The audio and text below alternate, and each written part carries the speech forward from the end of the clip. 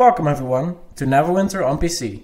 My name is Reiner and today we're going to look at the MOD15 bag toons. If you enjoyed this video, please leave a like, and if you'd like to see more information or videos about Neverwinter, hit the subscribe button. So, professions is going to be very different as you already saw in the other videos, but this is leaving many players with leadership armies right now with the question, what should I do with my leadership army after MOD15 hits? I did some research and this is what I'm going to share with you today. Things are going to get slightly more work than before, depending on how much you want to output, how much RP. For the sake of reducing complexity, I will make the assumption that you still want to produce unbound RP on those toons, and it's still very possible, maybe even more profitable than before. For each bag toon, you will probably have to do some leveling up on the Jewelcrafting though. I am also assuming that your leadership is already up, because it's a leadership army. But Jewelcrafting will start at level 0. No worries though. You could prepare already for this before MOD15 hits by leveling up Jewelcrafting, but you don't have to. Another preparation should be putting 4 or 5 epic tools or assets on each toon before MOD15 hits.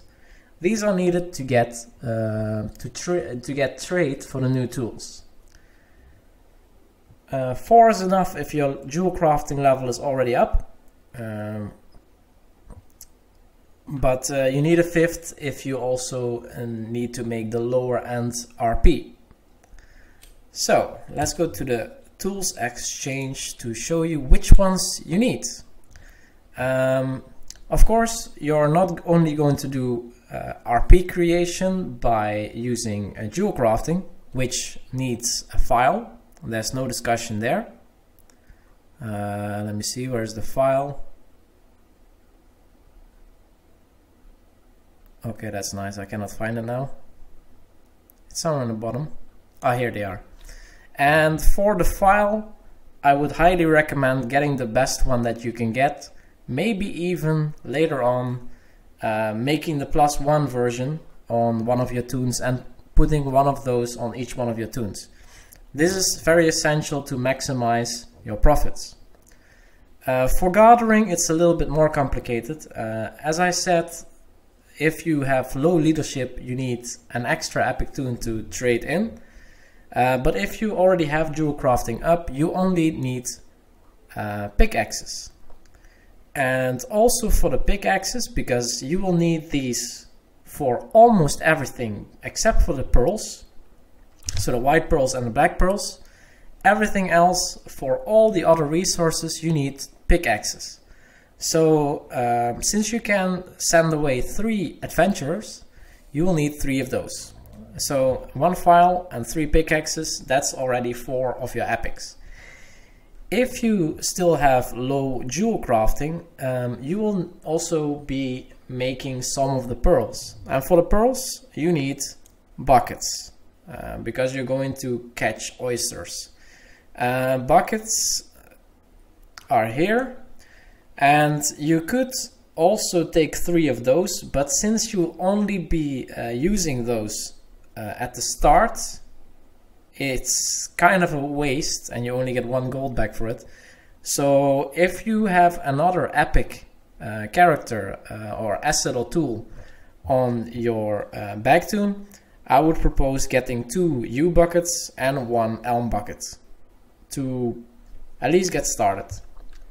And this is 4,500, so you still have 500 left over for something else. But you're probably not going to use that. So, buckets, if you have low Jewelcrafting, you need 3 pickaxes, the best ones you can get, the adamantine definitely, because you will be using them for all the black opals that you're getting, and the best file you can get. So next up, let's go to the Jewelcrafting recipes. You can be making actually RP throughout your whole adventure to level 70. Yes, at the start it will be quartz, and even if you're level 1 in Jewelcrafting, you will be able to make this, because as I said, you will have a good file. This is even a better one, but with a low proficiency you will be able to make this easily, even at level 1, making you level up quicker. Quartz only needs one resource, which is sandstone, which you will be gathering with your adventurers at this level, if you still need to do jewel crafting. You'll be making quartz actually for quite a while, because at level 23 you will get the next level RP, which will be white pearls. For white pearls you will have to collect white lip oysters, which, as I mentioned, you need a bucket for that. Also pretty low proficiency, so they will always succeed, and you will actually always get the +1 version of these. I will come back to that later, but the +1 versions give you more RP. After the white pearls you will get to the amethyst at level 32, and this is the first one where you need two materials actually. You need the raw amethysts, which you can also gather with your adventurers, and you need the siltstone whetstone, and this siltstone whetstone is something that you can actually also make in the jewel crafting profession, which is here. Let me see, this is also siltstone? No. So maybe if you're still leveling up and you reach level 24 jewel crafting, you don't have to level 24. No, at level 18 you can already make white pearls, because you can make up to 5 levels higher than your professional level. But at some point you will be able to make these, and you can also do this to level up quicker, because white pearls give less XP than siltstone whetstones. For the siltstone whetstones you need siltstone and raw amethyst. So here you already need two different things, and they both require a pickaxe. Then a couple levels higher you will be able to make paradox, which needs a raw paradox and also siltstone whetstone. So making siltstone whetstone in advance is never a bad thing. It will also be more XP for gathering if you still need that, but at the start I made the assumption that you don't need to. Next up is the black pearls at level 45, and this also requires oysters, so you need the buckets here if you still need to do this. You only need one, so you can make a lot of black pearls from your oysters that you're collecting. At level 49 you will be able to make this mudstone whetstone, which you will need for the upcoming 3 RP stones that you can make. At level 51 there's the aquamarine, which needs this mudstone whetstone, which uses 2 raw aquamarine and this thing. At level 61 you will have the emerald, which uses 3 raw emeralds and the mudstone whetstone. And at level 65 you can make the flawless sapphire, which requires 3 raw sapphire and the mudstone whetstone. After that there's just one step up to the black sapphire. In between you can also make this slate whetstone, which you will need for this black opal. And once again, in the end, this is all using your pickaxes, getting the resources it is. This is of course the file. And you can see the maximum proficiency required is 790, which is it's not super easy to reach. You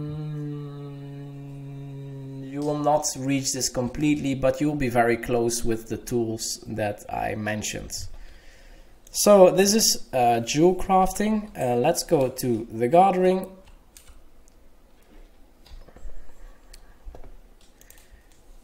Here you have the sandstone at the start that you have to make for the quartz, and at level 24, so it's a big step up. You have the white lip oysters, but the first levels actually go very quick, so it's not a big deal.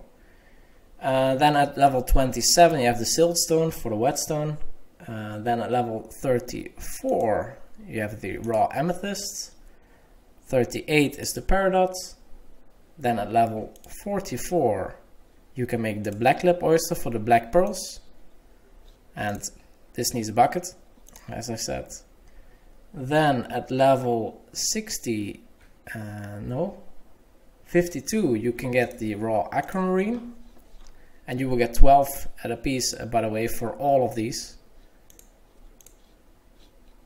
So that's a nice thing.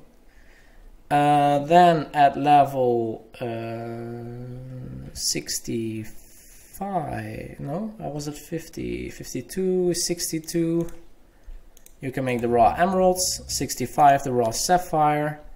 At 68 you can make the slate, which you need for the slate whetstone, and at level 70 gathering you can make the raw black opals. So when you get into the mod 15, when it hits live, you have to do the intro quest, of course. You have to pick the starting profession, which is pretty obvious, I guess. You need jewelcrafting, because this will give you 2 jewel crafters and 2 adventurers, which is a good start to make your RP. Whenever new artisans come in, so from time to time new artisans come in here, applications, only hire adventurers and jewel crafters on your backtoons, nothing else, because they will take up space. Also in the intro quest, make sure to unlock at least level 2, the workshop level 2, so that you get a couple extra slots in your delivery box. At level 1, which is the start, you only have 12 slots, and at level 2 you get 6 extra.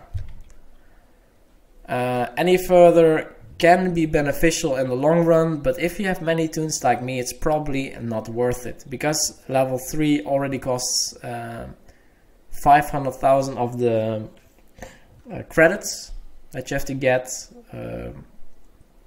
A level 4 actually costs, I think, 5 million credits or something like that. It's quite a lot, and I don't think it's worth it.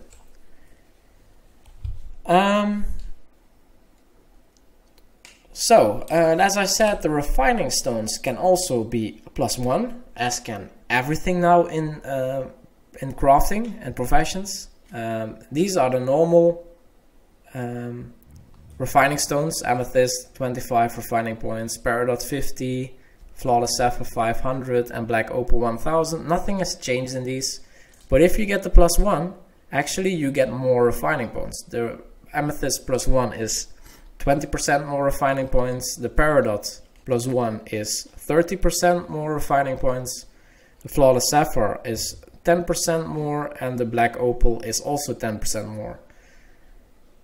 So this is also nice to get a little bit extra even. So next up, the artisans, and for the artisans I want to switch to my professions.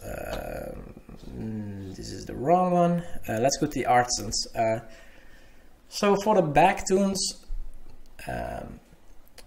actually the most important thing is that you can run cheaply. So everything in professions now costs gold, commission, and speed is not really that important, but commission is. So if you look, for example, at the adventurers first, the skills that we have are Miracle Worker, Dab Hand, Virtuoso, and Passion Project. Passion Project and Virtuoso definitely are not interesting for gathering. Miracle Worker gives a chance on getting your recipe for free, so you get items for free, and Dab Hand has a chance of getting double the items, which basically also means that you get 1 item for free. So those are the 2 that we want, Dab Hand and Miracle Worker. Looking at these, we need 3 of them, and once again, commission, very important. So one that stands out for me is this here, it's Miracle Worker, 25% and -25 commission. Yes, it's not the best speed and it's not dab hand, but who cares? Your back toons, you will probably go onto them once a day and they will have a full delivery box. So it doesn't matter that it's slow or inefficient. It has to be cheap. And then we have two more of -25%, but this one is only common. But this Saba 20% is actually also pretty nice. And then as a third one, I would think that this one here is the third that we take. So these three, I would say, are the best three to get.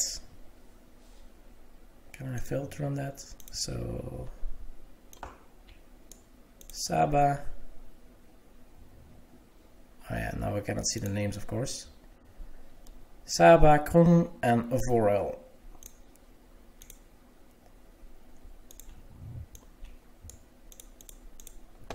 These three, I would say, are the best ones. Proficiency is also good, which is the most important. You can get +1 gathering items as well, but it's not super important. It gives a chance, a higher chance on +1 RP, but this is pretty good. So for adventurers, these are the three that you want to try and get.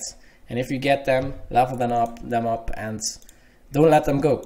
Then on to Jewelcrafting. For Jewelcrafting, actually the same applies. You want to get as much items for free as you can, so either Miracle Worker or Dab Hand. The others, not that important. So if we look here, we actually only need one jewel crafter. And actually here we can pick between Volen, which has a chance of getting one recipe for free, or we can go for Valen, which is a little more expensive on the commission, but it gives a chance of getting a recipe double. Seeing that you only have a limited amount of morale per day, you have 400, which means you can do your black opal recipe 10 times per day, or actually less if you also have to make the whetstones. But this gives you a chance to get the rewards more than once. So for jewel crafting, I would say Valen Gibberty is the best one that you can get. I think Dab Hand for jewelry is the best to get here, even on your back toons. So that's the artisan part. I hope this has been a structured story for the RP gathering. There are of course also other leveling recipes that are interesting, but the first thing to note in this is that level 70 gear, so if we go down here, level 70 gear in leveling recipes are all 500. At least all that I saw are level 500. But if you go down even one level, or here maybe 3, gear immediately goes down to level 310. So there's a huge difference between level 70 and everything else.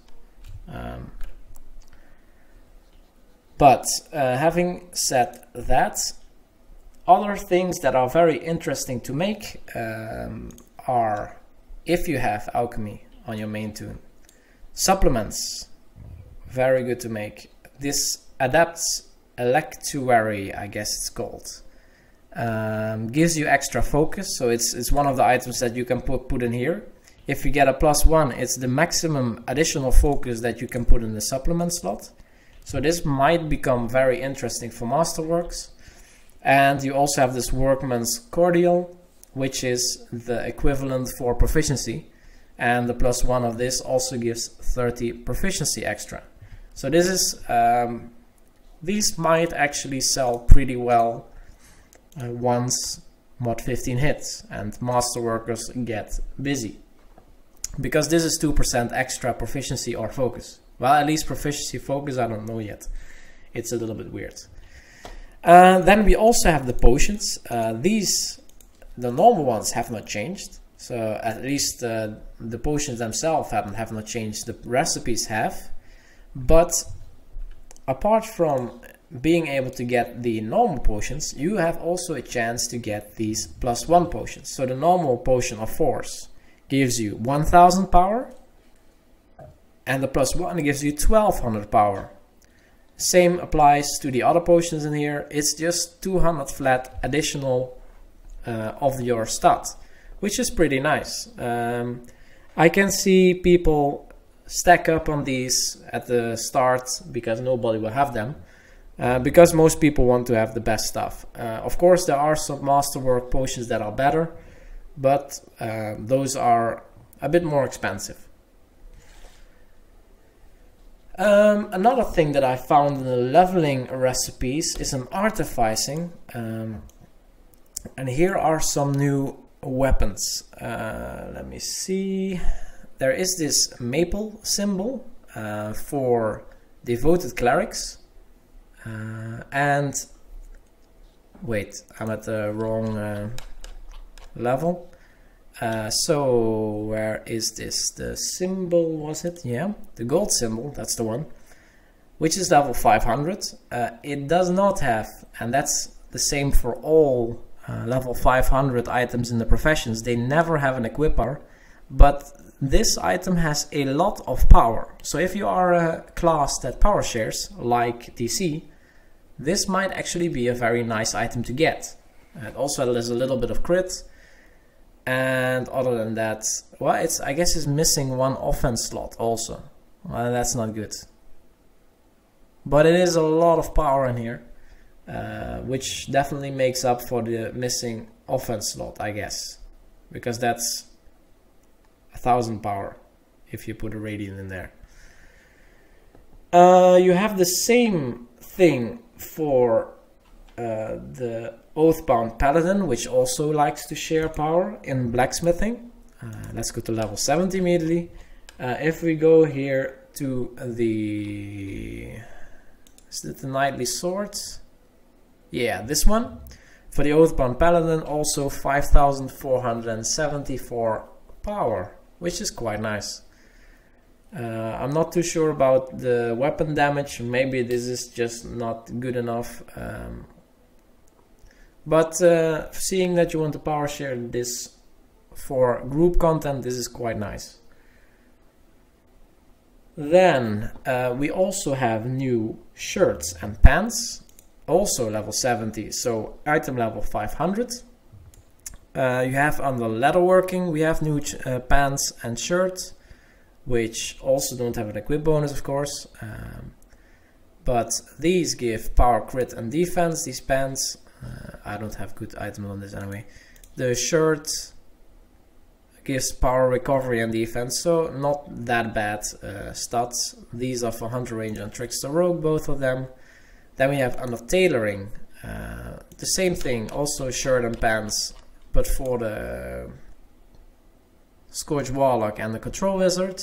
Power, crit, defense, I think that's the same. And power, recovery and defense, yeah, I think this is the same stats for these two.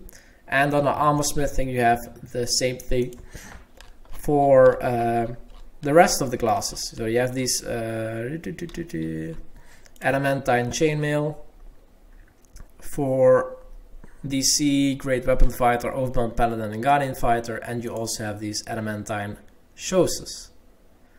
These actually have a little bit higher stats than the other classes. And then in general, almost all of the professions also give you the option of making tools. So here you have, for example, the oak bucket, which you need for the RP. You can also try making these tools. If you get the +1 version, it is quite good, the tools. Well, actually, if you start a masterworking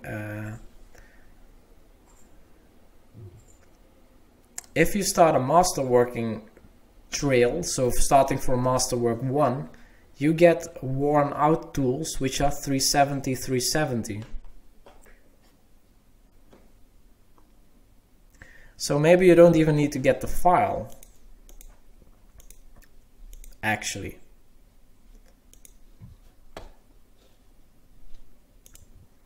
Because if you start, you get, I don't have the tools here. I will swap in a second. Let me swap right now, actually.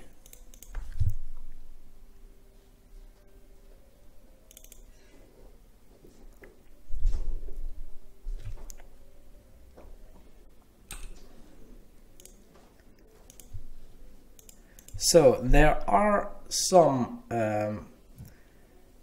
tools that you get right now. Normally, if you start Masterwork 1, you get the tools with 0% bonus or something like that, and they all turn into these worn items. And there's also worn, I have two, no, not the worn, the well worn. These. Let me go to the. It's getting a little bit messy because I just had a brain fart.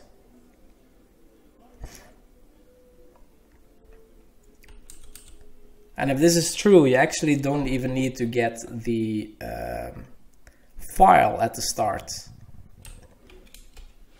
So if we go here on the Jewelcrafting, the well-worn grinding wheel. This is the one that you get. This is normally called, I have no idea how it's called, but it's normally also a grinding wheel. In Masterwork 1 you get it to start doing the Masterwork 1 and 2 professions. You need this Masterwork stuff for that. And if you look at this is actually 370, 370 already. So if you just start in the Stronghold your Masterwork quests, you will get these items for free. Maybe after mod 15 hits you will not get them anymore.